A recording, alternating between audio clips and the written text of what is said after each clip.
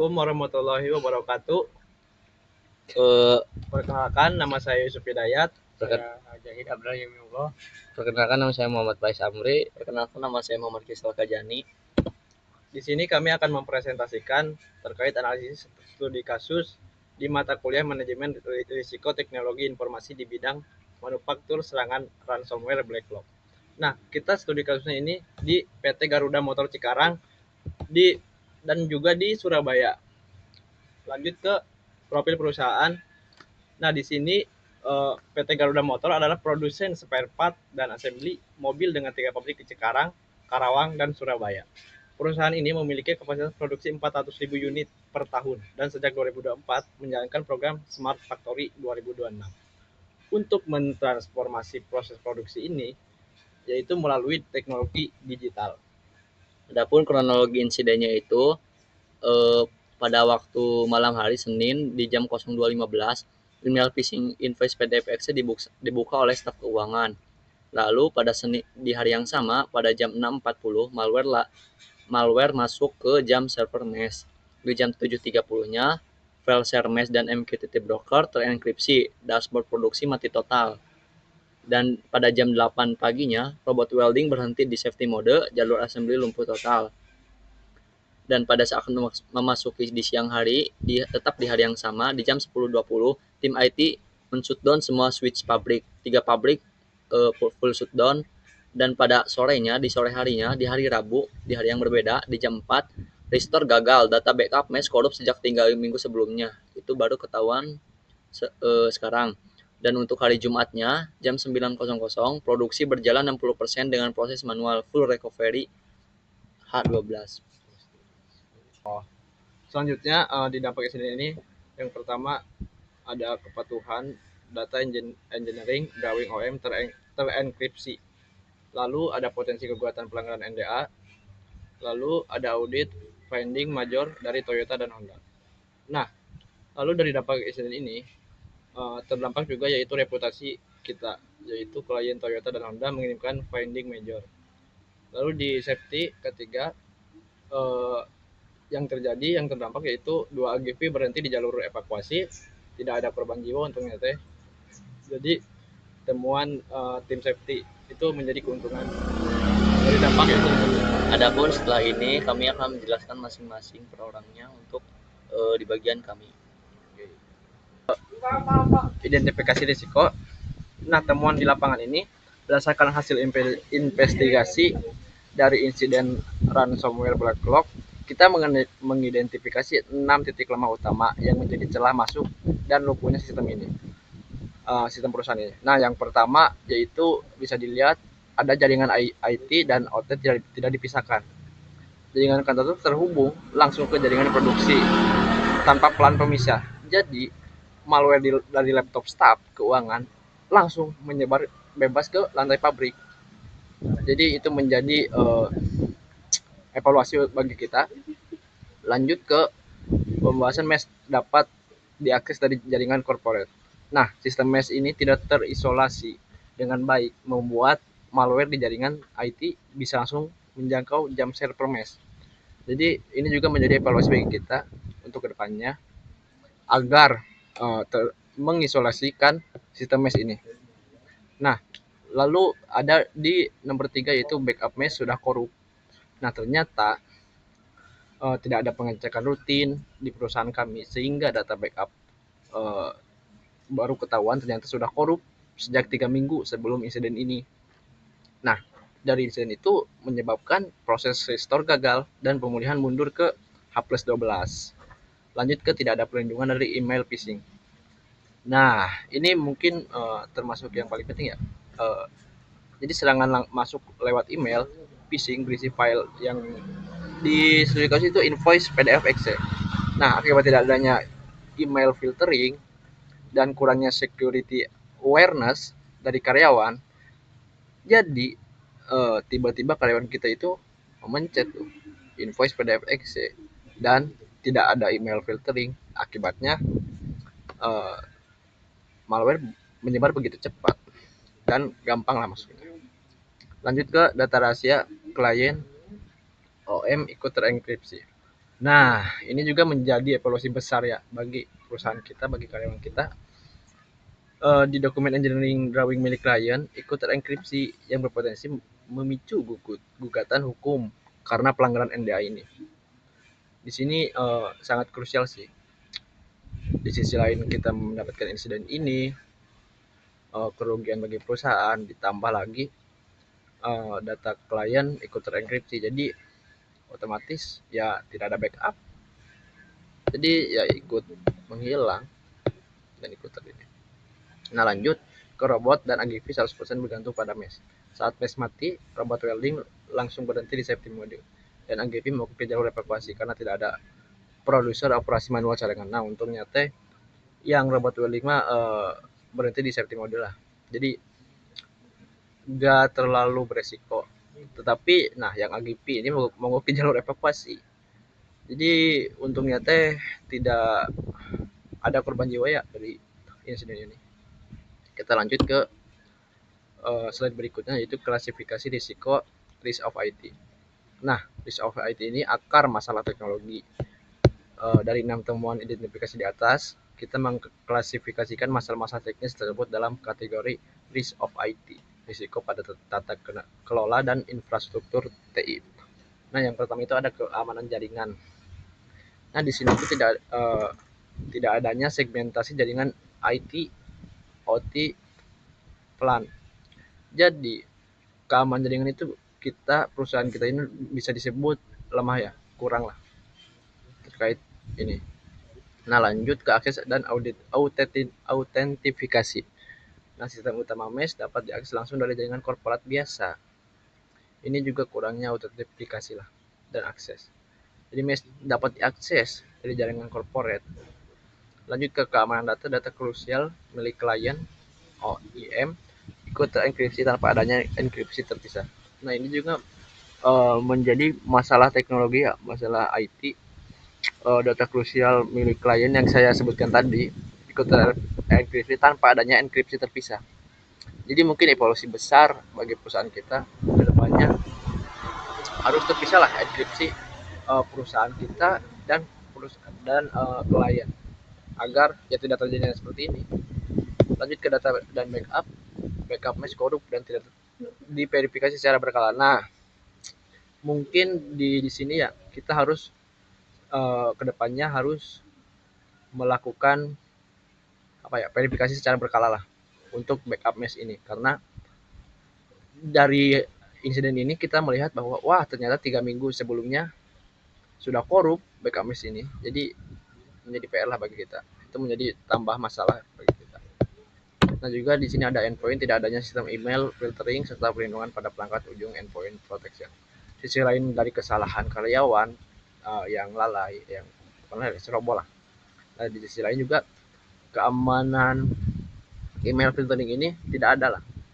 Jadi mungkin tidak di sini tidak ada bisa yang disalahkan. Jadi kita kembali ke tim, ke perusahaan, bagaimana caranya untuk menjadikan pelajaran dan kita evaluasi untuk kedepannya. Lanjut ke klasifikasi risiko risk through IT. Nah di sini maksudnya dampak dominan terhadap bisnis ini. Ini kan tadi dampak teknologi. Kalau di sini dampak dominan terhadap bisnisnya, dampak kepada perusahaan kitanya, bisnis kitanya. Nah, kelemahan teknik risk of IT ini tersebut menciptakan efek domino yang diklasifikasikan ke dalam risk through IT, yaitu risiko bisnis, operasional, dan keselamatan yang lahir akibat kegagalan sistem.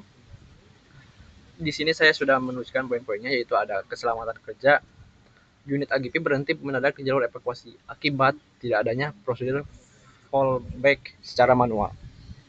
Nah, ketahuan kan, jadi kedepannya bisa fallback secara manual lah. Terus poin kedua ada otomasi dan robotik. Robot welding berhenti total di posisi safety mode karena sistem mesh down. Nah, tiba-tiba kan shutdown ya di semua perusahaan kita, Cikarang, Karawang, Surabaya. Tapi untungnya AGP berhenti di jalur safety mode, bukan AGP, robot welding. Terus lanjut ke keuangan. Nah, dampak bisnis dari insiden ini, yaitu keuangan juga. Terjadinya downtime selama 4,5 hari yang mengakibatkan kerugian finansial. Itu kerugiannya mencapai 62 miliar. Mungkin itu angka yang besar ya bagi kita. Nah, lalu ada operasional perusahaan. Seluruh jalur perakitan assembly lumpuh total karena instruksi kerja digital tidak bisa diakses. Nah, seluruh jalur perakitan assembly lumpuh total ini. Jadi karena instruksi kerja digital tidak bisa diakses ketika ada insiden, terus kita tidak bisa instruksi kerja digital tidak bisa diakses, akibatnya begini, operasional produksi perakitan lumpuh total. Lanjut ke poin terakhir, supply chain. Jadi proses pengiriman komponen ke pihak OEM terhenti sepenuhnya dan berpotensi terkena penalti kontrak. Nah, di sini kerugian 62 miliar tadi mungkin itu belum sepenuhnya ya, belum totalnya. Banyak juga kerugian seperti kerugian bisnis kita kepada klien, kita kepada eksternal kita yang sudah mempengaruhi kita, tetapi karena dampak insiden ini mungkin perusahaan-perusahaan lain bakal berpikir dua kali untuk bekerja sama dengan kita. Jadi mungkin dengan dampak insiden ini, dengan tadi saya jelaskan klasifikasi teknologi, risk of IT dan risk of IT, mungkin kedepannya bisa memperbaiki lah agar masih banyak lagi perusahaan yang mau bekerja sama dengan kita. Ya, mungkin selanjutnya di slide dampak shutdown 1 hari pabrik ini dilanjutkan oleh rekan saya. Jadi saya akan menyalurkan presentasi dari Saudara Yusuf. Dampak shutdown hari pertama pabrik. Yang pertama yaitu keuangan. Kerugian total 62 miliar terjadi dalam 4,5 hari downtime. Hingga estimasi kerugian per hari sekitar 13,7 miliar. Kerugian ini berasal dari biaya operasional yang tetap berjalan, kehilangan pendapatan akibat tidak ada produksi, serta produk yang harusnya dihasilkan tetap dapat diproduksi selama pabrik berhenti. Nilai pengiriman ke OEM, potensi penalti kontrak, kehilangan pendapatan, dan sekitar 1,155 unit produksi yang tidak jadi produksi. Kemudian supply chain. Jika pabrik shutdown 1 hari, pengiriman komponen ke OEM ikut terhenti. Kemudian kekurangan satu komponen bisa menghentikan seluruh lini perakitan di sisi klien. Kemudian akibatnya bisa muncul penalti dari kontrak kerja sama. Kondisi ini juga dapat memunculkan potensi penalti apabila perusahaan tidak mampu memenuhi target pengiriman yang telah disepakati. Kemudian ada safety.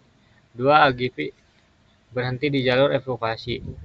Begitupun robot welding mati di safety mode. Kemudian temuan baru bagi tim safety dan tidak ada korban. Tim safety kemudian menemukan beberapa area yang perlu diperbaiki untuk meningkat keamanan kerja di masa mendatang. Meskipun terdapat beberapa temuan yang perlu ditindaklanjuti, hal positifnya adalah tidak ada korban maupun kecelakaan kerja selama proses shutdown berlangsung.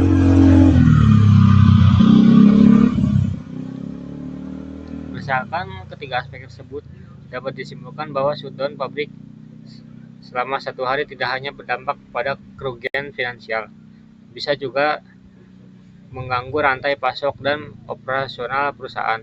Oleh karena itu, diperlukan perencanaan pemeliharaan, manajemen risiko, dan koordinasi yang baik agar dampak shutdown dapat diminimalkan.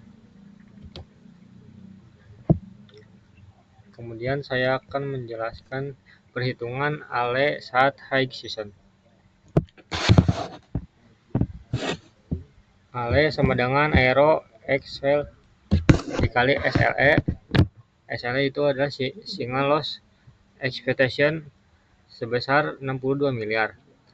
ARO yaitu annual rate of occurrence sama dengan 1/3 sama dengan 0,33 1 dalam 3 tahun. ALE sama dengan 0,33 dikali 62 miliar sama dengan 20,460 miliar.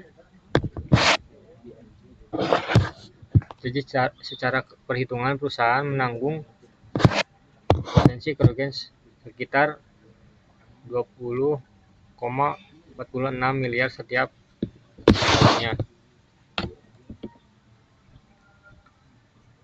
Kemudian akan dilanjutkan oleh teman saya. Kenalkan, nama saya Muhammad Rizky Fajani. Di sini saya akan melanjutkan bagian slide roadmap.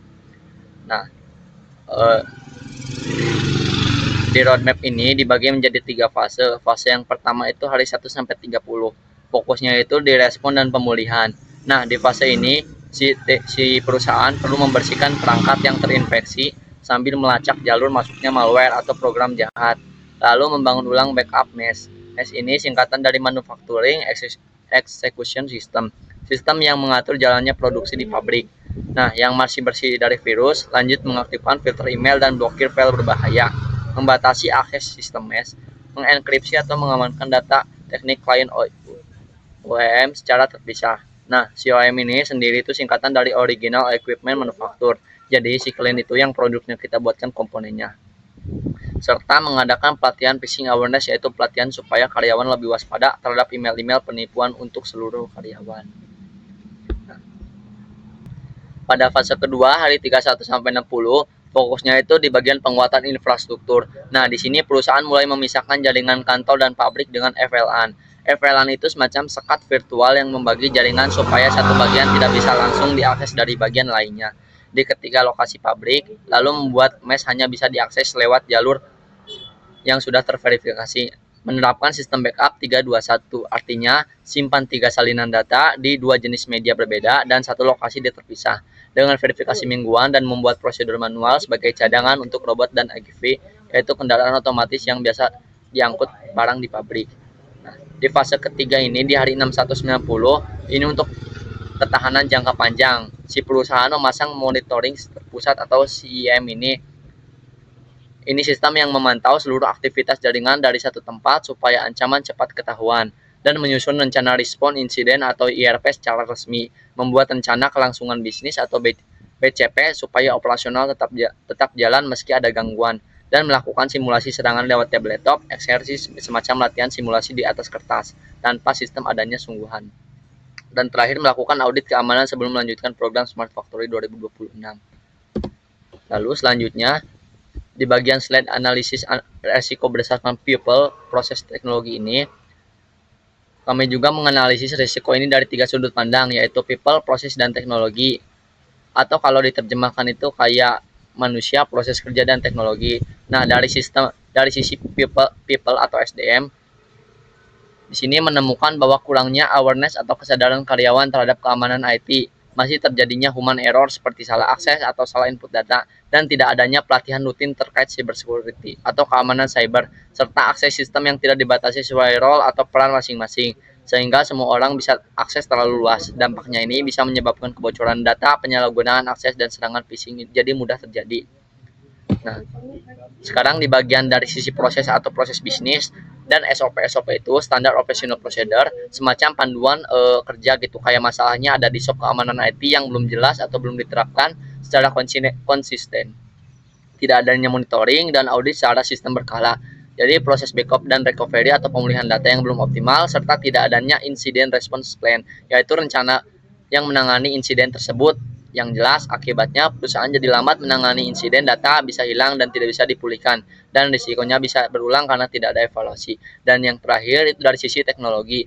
Nah, di sini kita kita lihat juga bahwa sistem keamanan jaringan yang belum optimal seperti firewall itu semacam tembok pelindung yang menyaring lalu lintas datanya masuk keluarnya, dan DMZ yaitu zona perantara yang memisahkan jaringan dalam dan luar yang belum jelas, lalu tidak adanya enkripsi data pada sistem penting seperti mesh, sistem yang belum terintegrasi dengan baik, dan kurangnya penggunaan tools security seperti IDS atau IPS, yaitu alat yang mendeteksi dan mencegah aktivitas mencurigakan di jaringan. Nah, jadi dampaknya ini si sistem itu jadi rentan diretas dan mudah diakses pihak yang tidak berwenang, dan operasional produksi jadi terganggu. Lalu terakhir di bagian slide efektivitas performance indicator atau EPI keamanan TI. Nah, untuk mengukur apakah perbaikan yang kami usulkan ini berjalan efektif, kami membuat efektivitas atau disebut EPI keamanan TI. Semacam kayak tolak ukur itulah, menilai seberapa baik sistem keamanan perusahaan berjalan dengan tujuan mencegah agar insidennya tidak terjadi terulang. Nah, indikator pertama itu kecepatan deteksi dan penanganan insiden.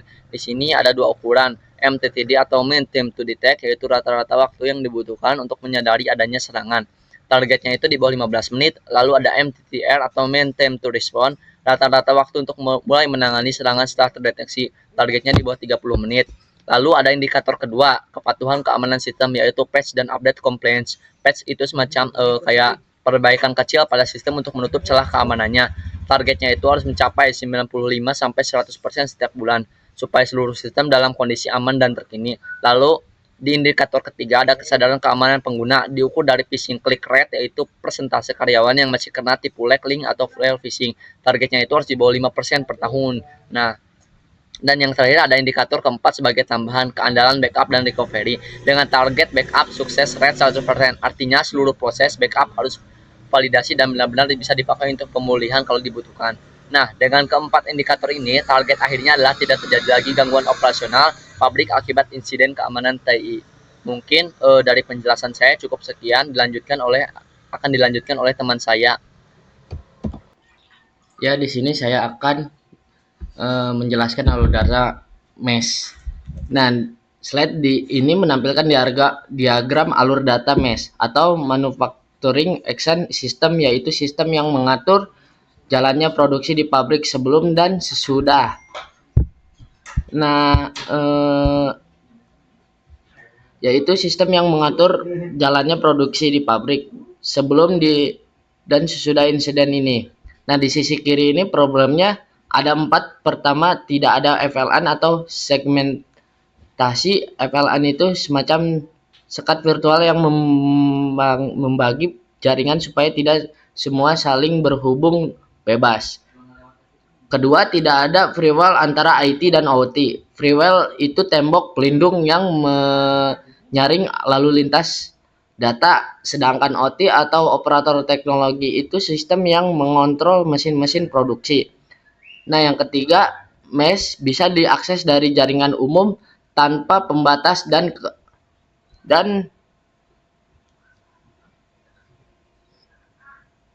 keempat, malware bisa melakukan lateral movement.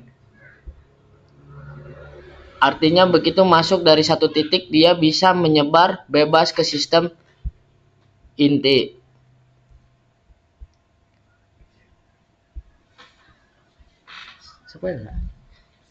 Bisa di crop dah.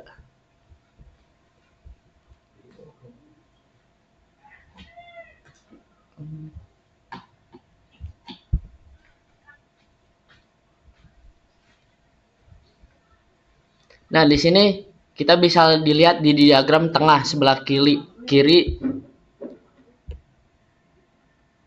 alur sebelum insiden itu sangat polos, mulai dari user staf keuangan kena email phishing berisi file berbahaya lewat laptop corporate, langsung tembus ke jaringan IT tanpa pembatas, lalu langsung masuk ke jaringan OT, kena mesh server, database sampai ke dashboard produksi, dan akhirnya ke robot AGV dan mesin. Jadi sekali kena di awal, semua di belakangnya ikut kena. Hasil seperti yang sudah kita bahas. Mesh kena, produksi shutdown, dan AGV serta robot ikut kena.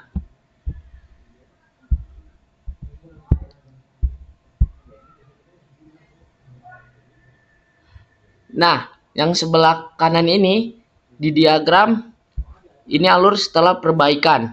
Sekarang user dan engineering harus masuk lewat VPN dan MFA dulu. VPN itu jalur akses yang terenkripsi atau lacak supaya aman. Dan MFA atau multifaktor authentication itu verifikasi berlapis. Jadi tidak cukup cuma password. Setelah itu baru lewat firewall layer 1 masuk ke DMZ atau zona perantara. Ini semacam area netral yang memisahkan jaringan luar dan dalam supaya kalau ada yang mencurigakan bisa ketahanan di situ dulu. Lalu lewat firewall layer 2 lagi.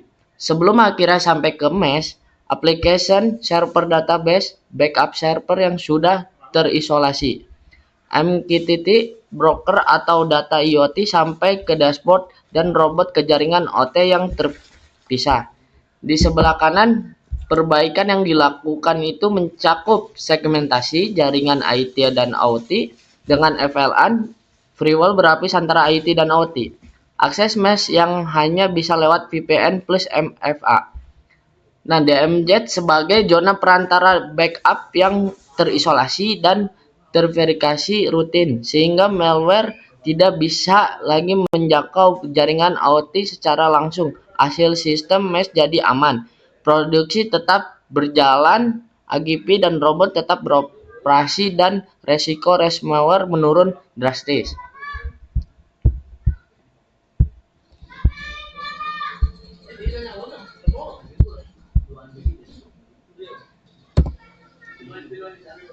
Nah, slide dampak bisnis dan rekomendasi. Nah, sebagai penutup analisis kami di slide ini kami rangkum dampak bisnis sekaligus rekomendasi akhir. Insiden ransomware BlockLock kemarin menyebabkan kerugian nyata sebesar 62 miliar rupiah dari delay shipment dan penalti atau denda dari OEM. Nah, ditambah ada potensi gugatan NDA dari klien. NDA itu berjalan kerahasiaan yang melarang kita memocorkan data klien. Angka kerugian ini hampir 4,5 lebih besar dibandingkan investasi 14 miliar rupiah yang dibutuhkan untuk network segmentation dan OT security tadi. Meskipun investasi 14 miliar ini bukan proyek Smart Factory 2006 harus mundur 4 bulan. Keterlambatan ini jauh lebih kecil resikonya dibandingkan kalau perusahaannya sampai mengalami shutdown 3 pabrik lagi seperti kemarin. Nah, karena itu kesimpulan dan rekomendasi kami, penguatan keamanan ini harus diprioritaskan oleh lebih dulu supaya program transformasi digital tetap bisa berjalan dengan aman dan berkelanjutan ke depannya. Cukup sekian, terima kasih dari penjelasan mesh dan dampak bisnis dan rekomendasi.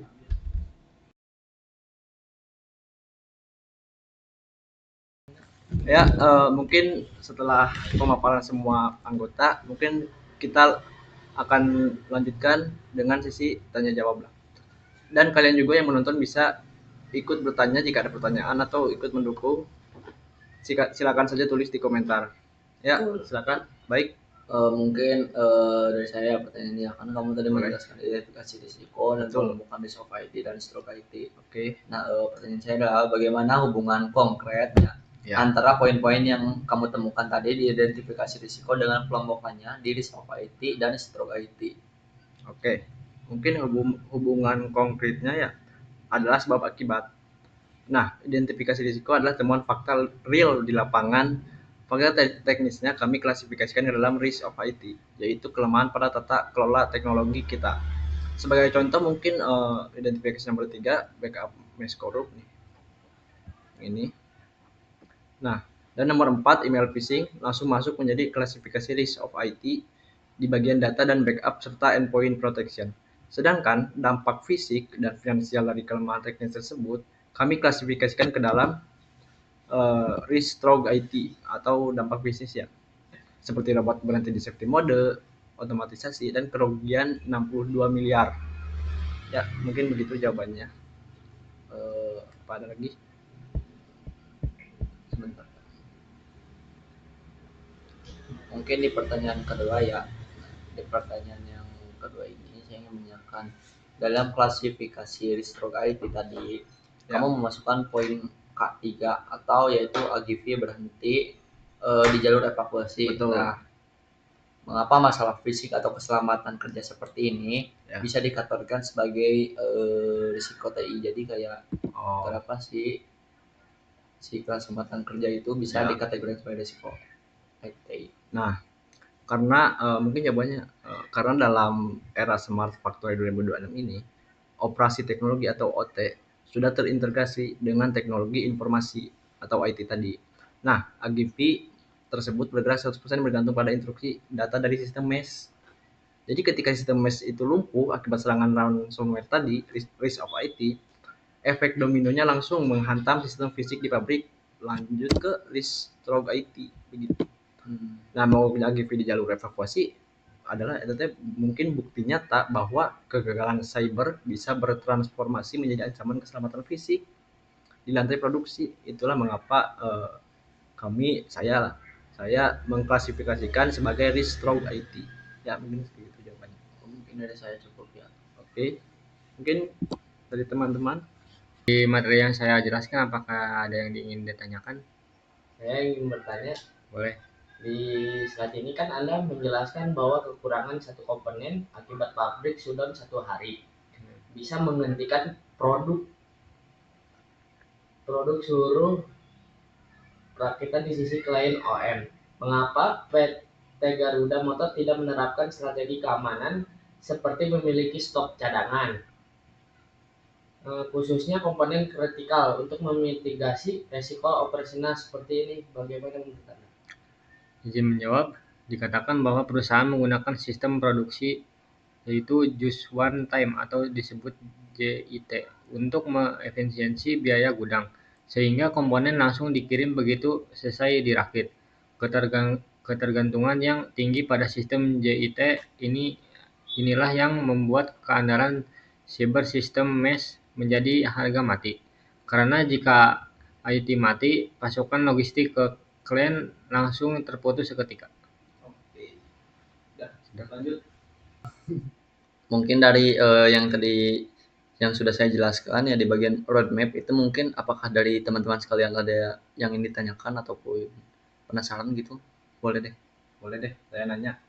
Nah, di sini Anda merekomendasikan kan tadi skema backup 321. Ya.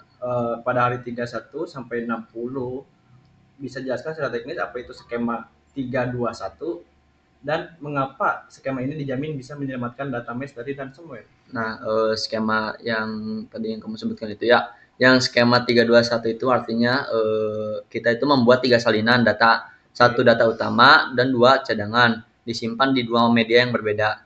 Kayak misalnya di server lokal dan storage internal. Mungkin dan 1 salinan disimpan di luar lokasi. Nah, dalam kondisi terisolasi itu skema ini efektif melawan ransomware karena jika penyerang berhasil mengenkripsi data utama dan backup lokal di jaringan publik, jadi kita itu masih memiliki salinan yang bersih gitu, bahasanya mah masih memiliki 1 salinan yang bersih yang terisolasi di luar jaringan. Jadi sehingga kalau proses restore itu dijamin tidak akan gagal lagi. Mungkin jawaban saya seperti itu. Oke, bagus sih merekomendasikan backup 321. Iya. Mungkin ada lagi lah. Boleh. Nah, pada hari ke 61 sampai 90 ya yang Anda merencanakan simulasi serangan atau tabletop exercise.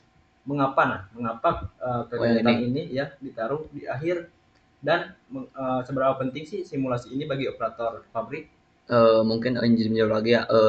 Simulasi yang ini itu ditaruh di akhir karena kita harus memastikan jadi seluruh infrastruktur teknologi atau FLN itu firewall SIM-nya dan dokumen prosedur IRP atau BCP-nya itu sudah siap digunakan terlebih dahulu. Jadi simulasi ini sangat penting bagi operator pabrik agar mereka tidak panik kalau misalnya terjadinya mungkin hal yang diinginkan atau tidak terjadi insiden lagi. Jadi si mereka itu akan tahu persis kapan harus beralih ke mode operasional manual tanpa perlu menunggu keputusan dari tim IT pusat. Nah, jadi sehingga downtime itu bisa ditekan seminimal mungkin. Oke. Mungkin jawaban saya seperti itu. Terima kasih sudah bertanya. Lanjut berarti. Ya, yang materi saya jelaskan ini yang alur data mesh, ada yang ingin dipertanyakan? Mungkin saya ingin bertanya ya.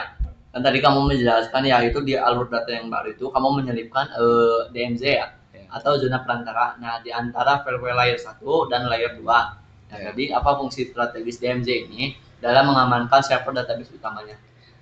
Oke, saya izin menjawab. DMZ ini berfungsi sebagai zona penyangga isolasi. Server yang harus berinteraksi dengan jaringan luar atau jaringan korporat diletakkan di DMZ. Jika server di area DMZ ini berhasil diretas oleh penyerang, mereka tidak bisa langsung masuk ke database server atau OT network utama pabrik karena masih bertahan oleh firewall layer 2 yang membatasi ketat lalui lintas data masuk. Mungkin dari sudah terjawab ya? Ya, sudah saya jawab. Mungkin terima kasih ya sudah Ya. menjawab. Siap. Baik. Mungkin dari pertanyaan-pertanyaan yang tadi kami sudah sebutkan dan mungkin sudah kita jawab ya semuanya ya. Ya. Mungkin cukup sekian ya dari sesi pertanyaan dan jawaban ini. Mungkin kalau teman-teman ingin menanyakan berbagai pertanyaan yang tadi kita semua sudah jelaskan itu bisa Boleh. komen ya. Dan Komen juga di jangan bawah. lupa like juga ya. Like, subscribe di bawah nanti ya, Ya. loncengnya dibunyikan ya. Oke, mungkin dari saya Yusuf Hidayat sekian. Dan saya Muhammad Kisal Kajani Dan saya Muhammad Faiz Amri. Saya Jahit Andrali Minowo. mengucapkan terima Terima kasih. Mohon maaf kurang Ya. ya. Ya. Wassalamualaikum Warahmatullahi wabarakatuh.